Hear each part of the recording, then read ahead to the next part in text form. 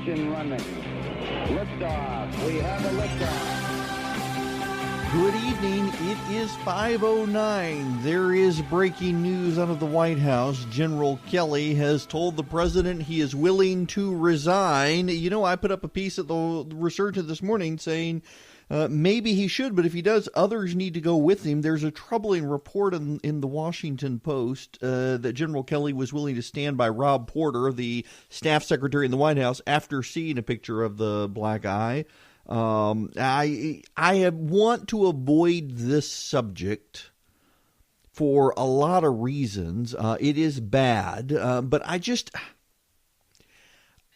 have my Siri's going crazy on me. I have a gut feeling, and I could be wrong. I'm willing to be wrong, but it just all of these stories just strike me as it just feels like, and it does feel like. Feels like somebody is trying to set up Don McGahn and General Kelly. And they are two of the most competent people in the White House. A friend of mine in the White House texted me a little while ago and said that I should start blowing up General Kelly because maybe then the president would stand by his man because he's about all that's standing between sanity and a Javanka puppet. Jared and Ivanka are trying to push out General Kelly because General Kelly has largely limited their access to the president. Now, why has he limited their access to the president? Well, in particular, he has done so because he felt like they were causing the president to lose focus on key issues within the White House. They weren't the only ones. First and foremost, among those whose access was limited to the president was Omarosa, who's now out and on Big Brother and spilling the beans, so to speak, claiming that it's just awful. It's just awful. Now, I got a hard time believing Omarosa Meningalt. I really do. And she's trying to stir up some controversy. I don't know if she wants a book deal out there or not, but it wouldn't surprise me. The whole thing seems to be in chaos, and it really, really does feel to me, and it is a gut feeling, that there are those out there trying to push out Kelly and McGahn. And it would probably be bad if they did so, because those two individuals are the grown-ups in the room, and they have provided a measure of stability. At the same time, their handling of the Porter situation as they began getting information was not good. But I do want to add a little caveat from this based on someone who I have talked to who has knowledge of the situation. And this person told me to keep in mind that there was an FBI investigation ongoing. And it is very likely that McGahn and Kelly decided they wanted to wait for the FBI to wrap up its investigation because they felt the FBI would do a more thorough job in finding out the veracity of the information. I do have to tell you, and you can feel free to disagree with me on this, but I believe a bunker mentality has set in at the White House. Everyone seems to be out to get them. You got people on the left. I got a syndicated column today everywhere except Atlanta that basically points out that it doesn't matter what Donald Trump does, the left declares it bad. Everything they've long wanted, many of those things the president has said he supports, and they're all declaring these things bad now. Nothing the president can do is right. And the president is terrible all the time, terrible, and anyone who works for the president is terrible, and they're all traitors. And at that point, you get into a bunker mentality, and you don't want to believe all the allegations coming your way, and many of the allegations are false. And it becomes harder and harder to weed through the false allegations from the real allegations. And so it seems reasonable that McGahn and Kelly did want to say, you know what, let's let the FBI look at this and see what they turn up. And if it's bad, he's fired. And it turns out Rob Porter is out. He's not going to be in the White House anymore. And the president had no knowledge of this. The president was not involved in this. The president was kept out of the loop on this. This isn't a Trump thing. But that they, according to the Washington Post, saw pictures of the black eye of the first wife and were willing to still defend Porter is deeply troubling. Deeply troubling. And there doesn't appear to be any excuse for it. And it's just bad to think that they may be all that stands between normalcy and a Javanka puppet for chief of staff. Now, what I really want to talk about is the budget. Why is it that Republicans have to be in the opposition from the White House in order to be conservative? And even then, they're not very conservative. It's very frustrating. By the way, the phone number is 404-872-0750, 1-800 WSB Talk. We'll be a little more lenient with calls tonight. But, you know, I got a friend of mine who texted me a little while ago he's a little upset with Karen Handel and with Barry Loudermilk for going along with this budget deal. That they're the good fiscal conservatives along with Jody Hice. Jody Hice voted against the budget deal. And I'm sure that Karen and Barry felt they were in a very difficult position, trying to avoid a government shutdown and rein in spending and come up with some deal to get things moving. They got the CHIP program held off for 10 years now, among other things. So I wish Republicans would start taking seriously the idea they got to cut spending. I was a fan of sequestration. Contrary to a lot of conservative media reports, sequestration actually did real cuts at the time. It wasn't future cuts. Sequestration actually engaged in real cuts. And we got to start cutting. We got to figure out a way to balance the budget. Because, look, I was on NPR earlier today, gave a short little interview. It was Jonathan Capehart from the Washington Post editorial board and I talking about politics. And I told him, if we raise taxes 100%, we still, assuming it, even in the best case scenario, which would never happen, but you raise taxes 100% on everyone, and you presume that the current productivity would still be there, so you would get all of that revenue, you'd still have a spending problem. You would still need to make cuts. And nobody wants to cut. Only the small subset of conservatives in the House and the Senate, Rand Paul and Mike Lee in particular in the Senate, man, it was depressing to see Ted Cruz vote for the spending plan because of the disaster relief in Texas. So you got 2 or 3 people in the Senate. You've only got 25 or so in the House who are willing to make a stand for it. Where are they going to cut? They got to cut. We are going to, well, not we, they are going to bankrupt the country. And Republicans seem to only be interested in cuts when a Democrat's in the White House. You know, the most fiscally responsible time in this country was when Bill Clinton was in the White House and Newt Gingrich was in charge of the House and Bob Dole in charge of the Senate. You were suddenly able to get a deal. You were suddenly able to get a balanced budget that actually worked very well and stimulated economic growth. It is just amazing that Bill Clinton and Newt Gingrich were able to exercise some discipline of any kind and balance the budget when no one seems to want to balance the budget. And they're headed off to bankruptcy, led by a bunch of Republicans who claim to be fiscally conservative. That's the most disappointing part of all of it.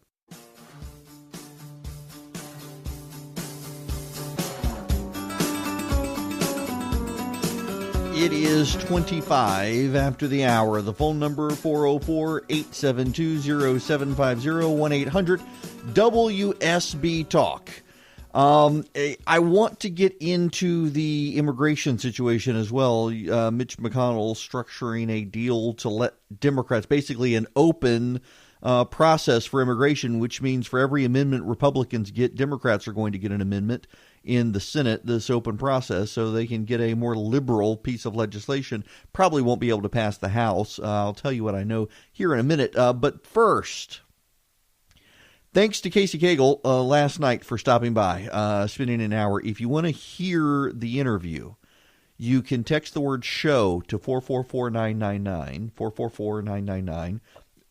I will send you back a link to the podcast. And we spent an hour with the Lieutenant Governor. He made a little bit of news last night on the income tax sales tax transition in the state and whatnot. I'll get into more of the details. And the campaign finance numbers are out. I want to spend some time talking about that in the next hour. Right now, though, I really do want to get into immigration. And before we even get there, want to go to the phones, back to Ackworth. Now, you got to tell me who this is because the call screening program, yet again, ate your name. Thomas. Thomas, thank you for calling. Hey, Eric. In addition to this being a bad budget deal, as I understand it, it eliminates the Republicans' ability to use reconciliation to pass anything, which effectively, if that's true, means they're not going to pass anything for the rest of the year, probably.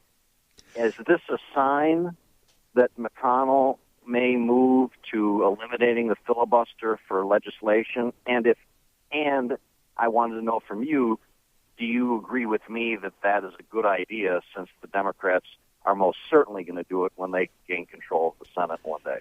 I actually don't believe the Democrats will do it for legislation in particular.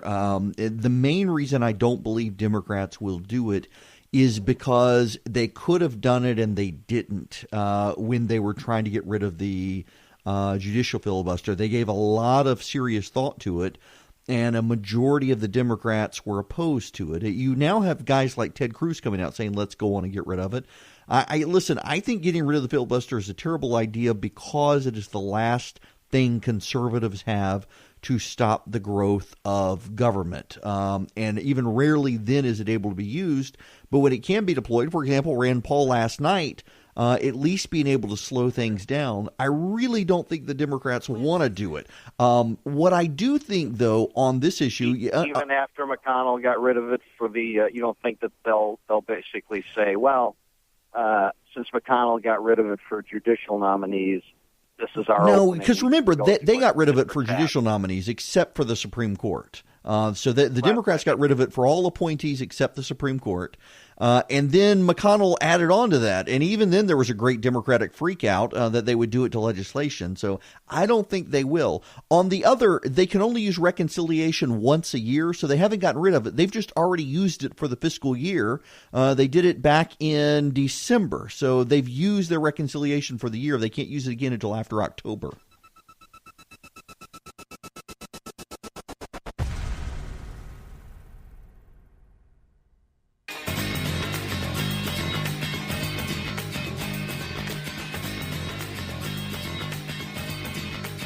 It's 39 after the hour.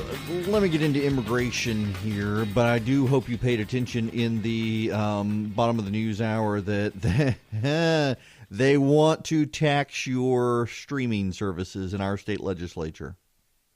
They want to tax, the Republicans want to tax your Spotify, Apple Music, Netflix, you name it. They want to tax your streaming services. And here's the thing, they already are taxed, but we get a bill from Netflix and it doesn't have, well, you're paying for the internet. They tax the internet that it comes over. You're already paying a tax. For them to say that they are somehow now these things they used to be able to tax them when this is new. You got your tax on your cable, your tax on your phone, your tax on your internet. That hasn't changed. They're trying to find new revenue, and they're lying about it. Republican raising taxes. It's the Republicans doing this. Hunter Hill had a lot to say on this the other day. He's opposed to this tax scheme that Republicans are proposing. We spent a good bit on it. If you want to listen to that podcast or the ones with Cagle, Williams, or Kemp, text the word show to 444-999. Now, let's get into immigration. The Republicans have a real problem here in that the DACA situation runs out in March. The president is not extending it, and he's not extending it on reasonable grounds, even if you want the Republicans to do something. Reasonable grounds because the president believes, and a court has determined, that DACA is actually unconstitutional. As a result, They want to come up with a compromise solution. And in the Senate, they're going to open the process. Opening the process means that the Republicans and the Democrats together in the Senate will be able to mark up the bill. They will not restrict the amendment process. Democrats are very happy about this because they want to shape a bipartisan bill in the Senate. The problem, of course, is that they are probably not going to be able to get anything through the House. And when they get to the Senate, the question is whether or not they will actually be able to, or when they get through the Senate into the House, will they actually be able to get anything done? I have no idea. Real problem. By the way, there's some breaking news here as I speak. The Associate Attorney General of the United States, Rachel Brand, has stepped down. She's the number 3 ranking person at the Justice Department behind Jeff Sessions and Rod Rosenstein. She is accepting a private sector job. She has attracted interest because of her potential to assume a role in the Trump-Russia investigation.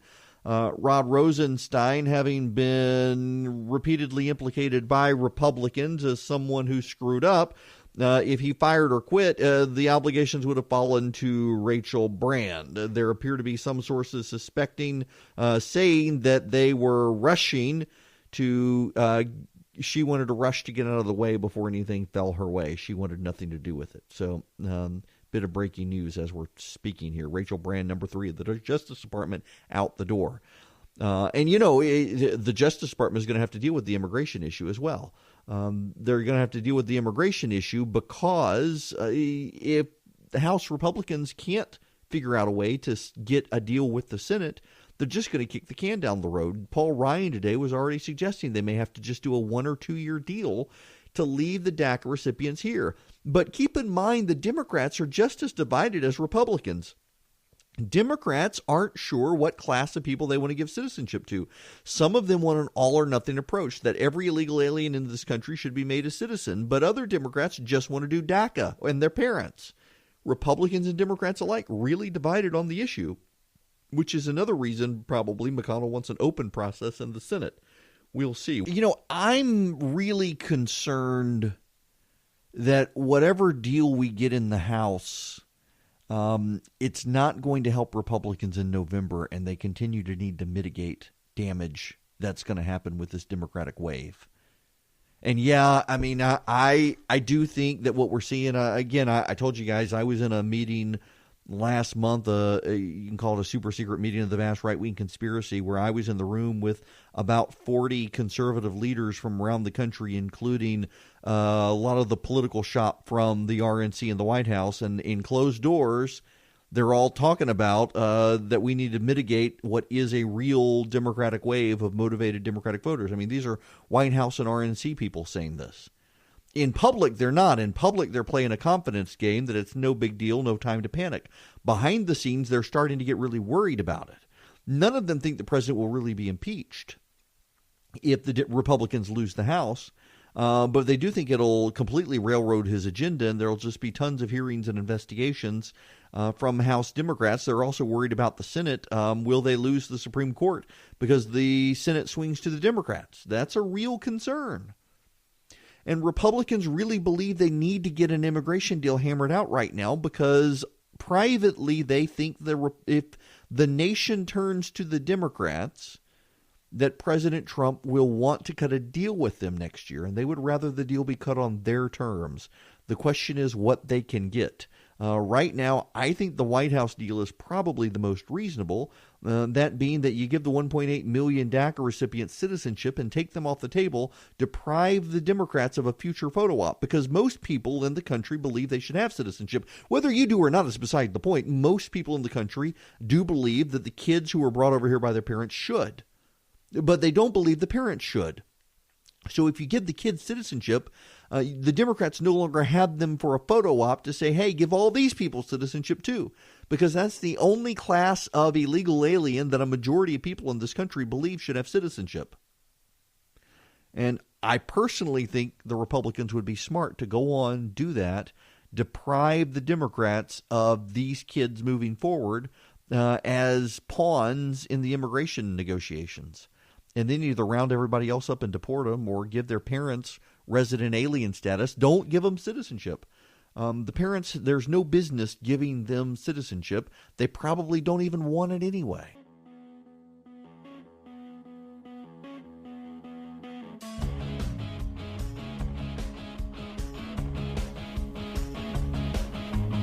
It is 54 after the hour. Erick Erickson here. I want to spend a good bit of time in the next hour with local news. So we've got the campaign finance statements are now out. We have cash on hand totals for the candidates.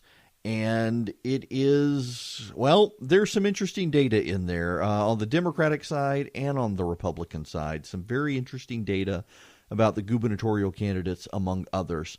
I also think we do need to pay a bit of attention to this legislation in the House and the Senate for rural broadband.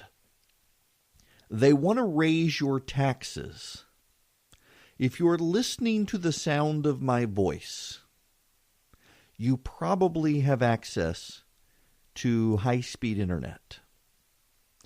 And the Republicans in the legislature want to raise your taxes to provide internet for other people.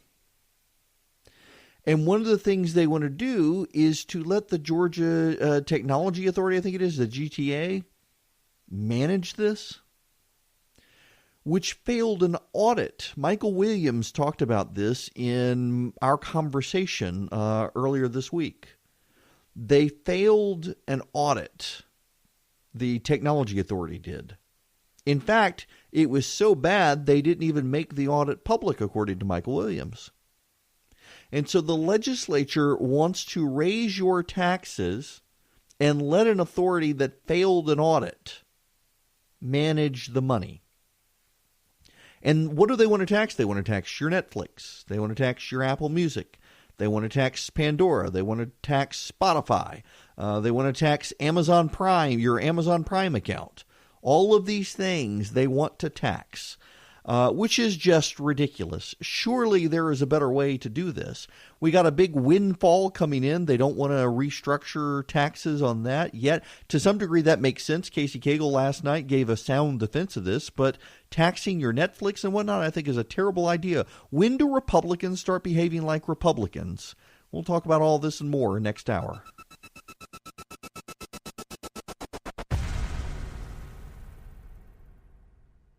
Welcome back. It's 9 after the hour. I'm Erick Erickson. This is Atlanta's Evening News on WSB. The phone number 404-872-0750, 1-800-WSB Talk.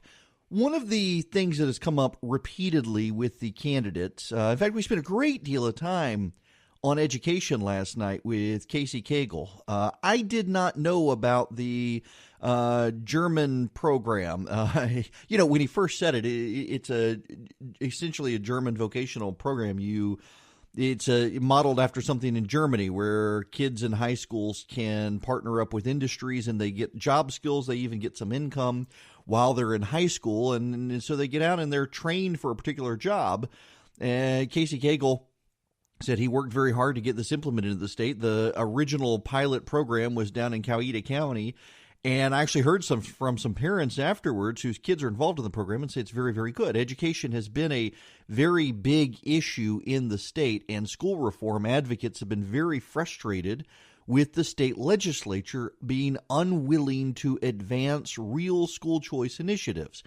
I have heard for a couple of years now, and we've talked about it on this program in the past, State Representative Tommy Benton over in the Jefferson area, Jefferson, Commerce, what is his specific? Yes, I'm Googling on the fly as I do this. Why? Because I can.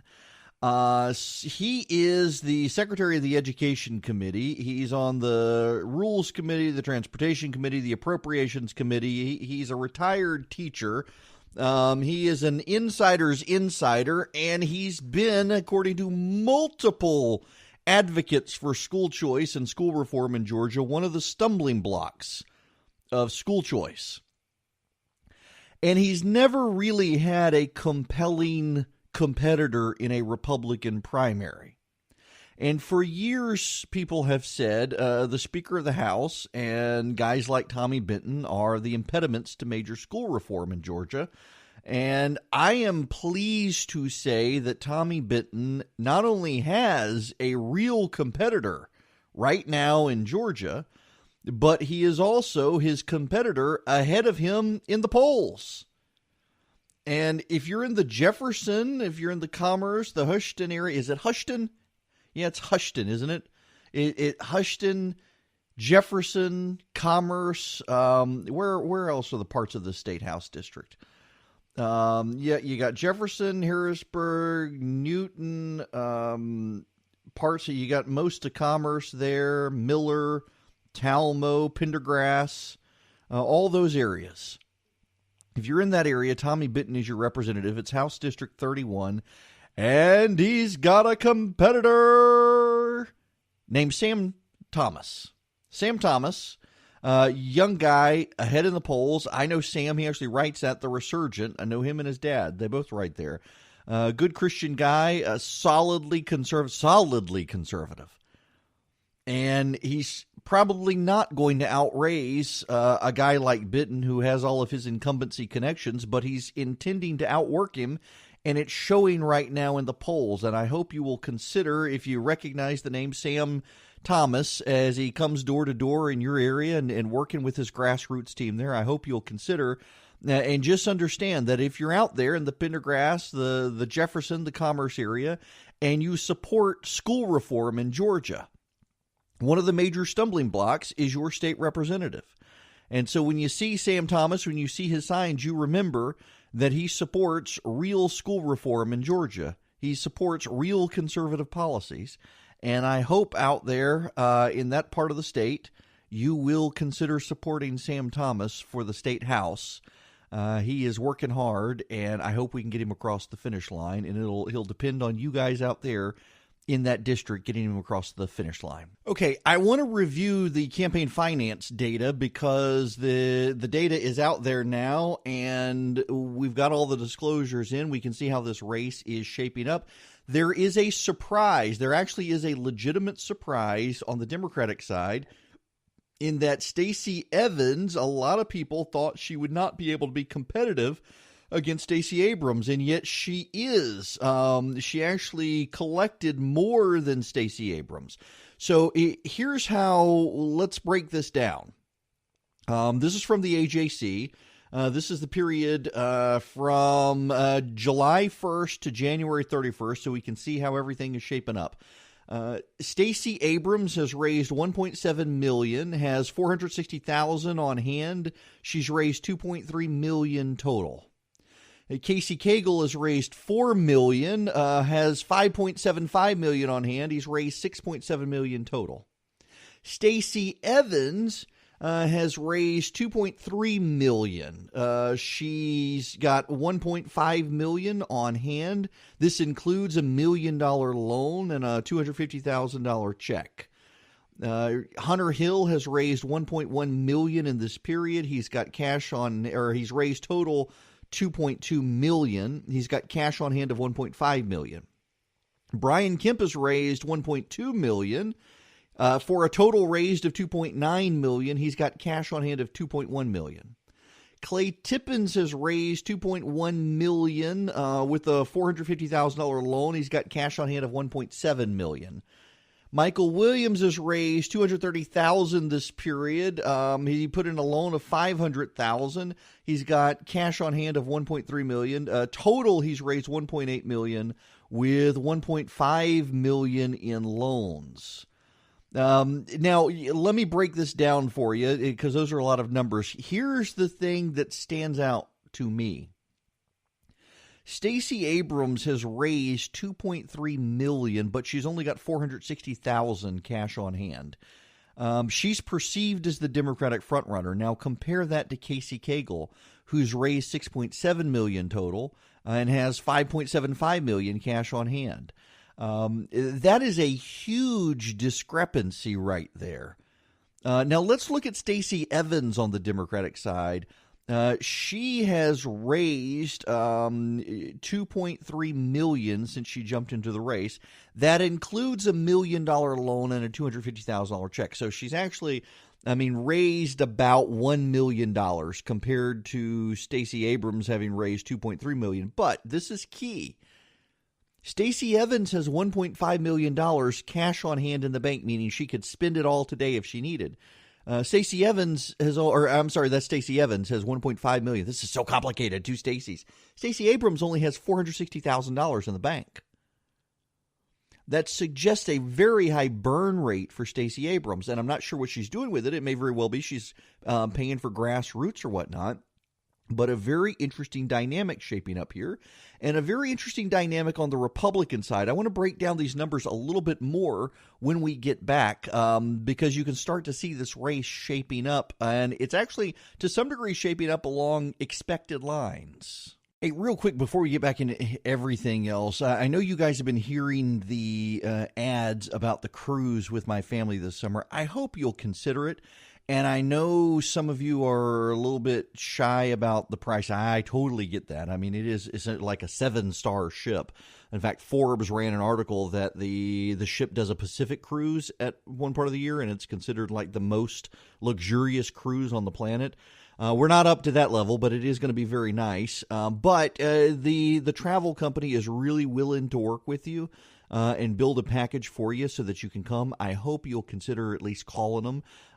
You can text the word cruise to 345-345 to do that. One of the cool things that we're going to do is do an excursion into Rome from the ship. There are 40 excursions you can sign up and do. One of the ones I've worked with them on is one into Rome. You stop at a port outside Rome, and they've got several excursions planned for you to choose from to get into Rome. If you've never been to Rome, it is the chance of a lifetime to go, and you're not having to travel hotel to hotel. We're just staying on one ship. So I'm really excited by it. Text the word cruise to 345-345. I'll send you back a link where you can see all the information and call the travel store. Now, I want to get back into the data here. I have gotten questions on the Republicans who are running for lieutenant governor. For the numbers, Jeff Duncan has $515,000 cash on hand. Rick Jeffers has $420,000 cash on hand. David Schaefer has $1.48 million cash on hand. I don't know Jeff Duncan. I have several friends who are supporting him who think the world of him. I think he's the former baseball player. I know Rick Jeffers enough to know don't support him. I have known David Schaefer for probably a decade, and if you asked me who I was going to vote for, I would vote for David Schaefer just because I know him, and he has always been with conservatives in fights, whether it's on religious liberty or school choice or what have you. I don't know Jeff Duncan. I wouldn't support Rick Jeffers. I think he's bad news. But Schaefer, I would absolutely support.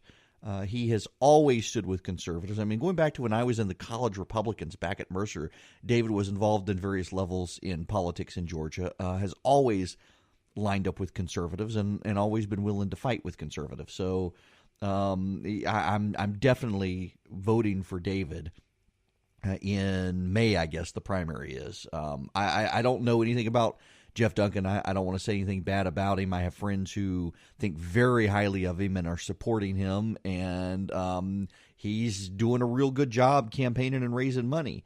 Maybe he wins. If he does, God bless him. I've known David forever.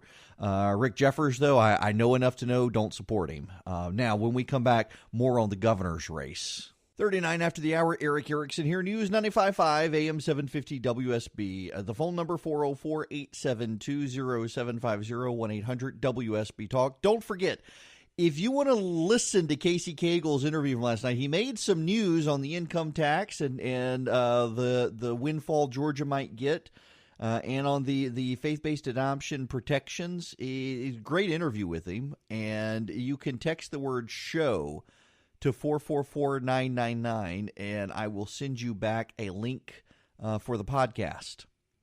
And we put it as a standalone podcast for you to be able to listen to. Now, I am not supporting anyone in the gubernatorial race. And Lord knows people have been pressuring me to endorse someone in the gubernatorial race.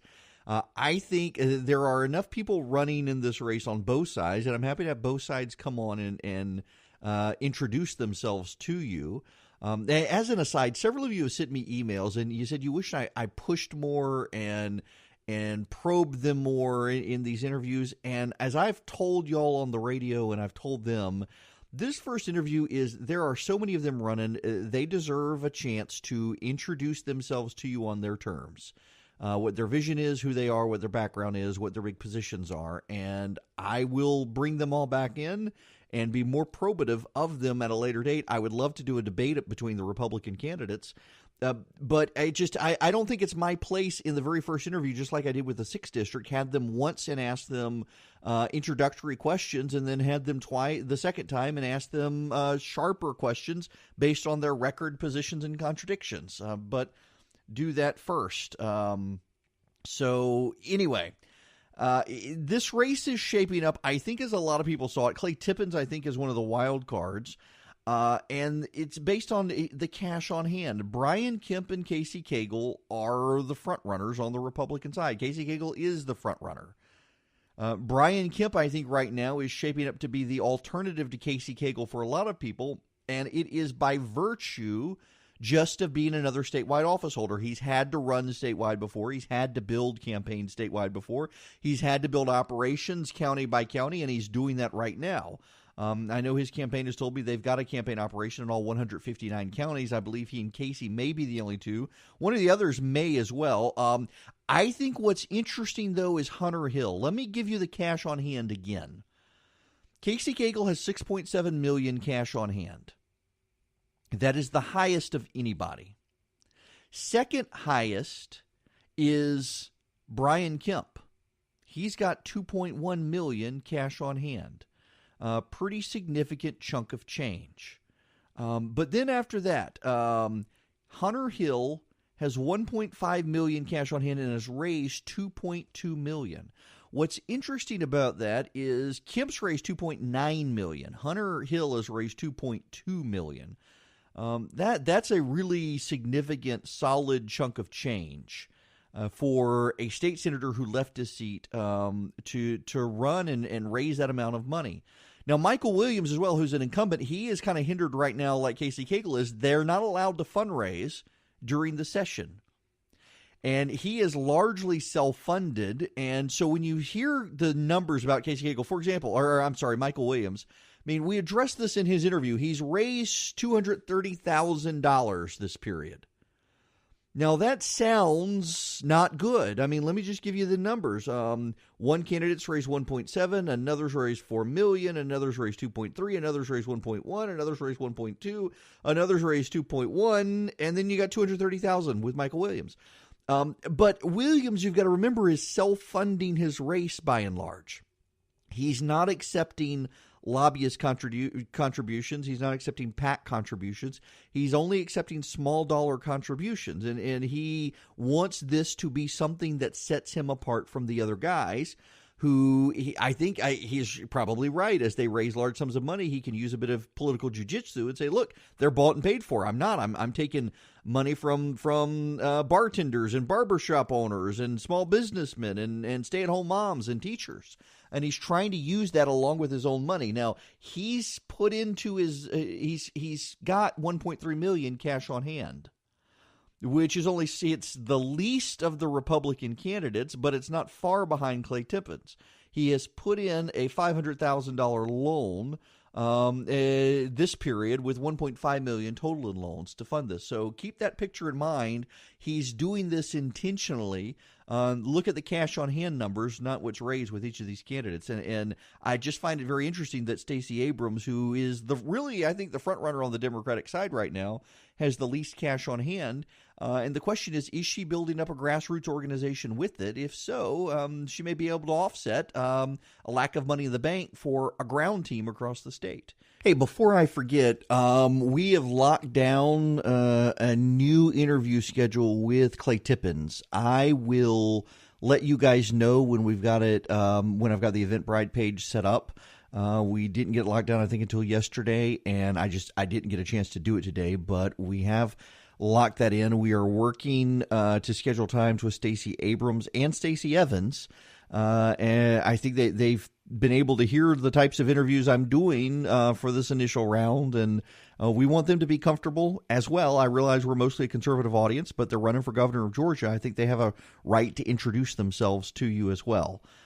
So I'm quite pleased to be able to tell you we've got Clay Tippins, and we'll be heading for Stacey Abrams, Stacey Evans. Speaking of, the AJC has a report that MGM Resorts International has contributed $22,000 to Stacey Evans and $14,000 to Stacey Abrams for their bids. They're both in favor of legalizing casinos.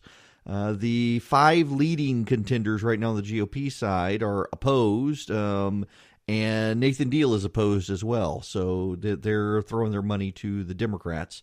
And I would love to have them in and talk to them about their vision of the state. Probably wouldn't have time to get into casinos, but at some point I'd like to talk to all of them on both sides about the casino issue as well. Aha! I have my answer on the Stacey Abrams issue and cash on hand issue. The AJC, Jim Galloway, got a copy of a confidential memo from the campaign, and they actually do think it was confidential because of the bluntness of the language and who all it was directed to. Someone passed it along in advance of the fundraising numbers coming out. And again, I mentioned Stacey Abrams has $450,000 cash on hand, and the memo, according to Jim Galloway, indicates that voter drives, digital work, and such done last year that Abrams used her money for has given her a structural advantage in the primary that's expected to be over 65% African American. To that end, Abrams decided she wasn't going to hang on to the money and spend it on the end. She was going to go on and lay the groundwork. So there we have it. There will be some blunt attacks coming on the Democratic side, it appears. They're anticipating. That one's going to heat up. But, the Republican one is going to be heating up.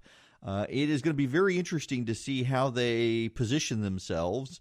You do have now battle lines being drawn to some degree. Casey Cagle, for example, last night saying he didn't support rolling over to the sales tax from the income tax. Michael Williams and Hunter Hill have both come out since that interview last night, swinging against him on that. They want to go to the sales tax route, and Cagle's position is that it sounds great politically, but when you actually run the numbers and do the equivalences, you probably wind up not in a good position.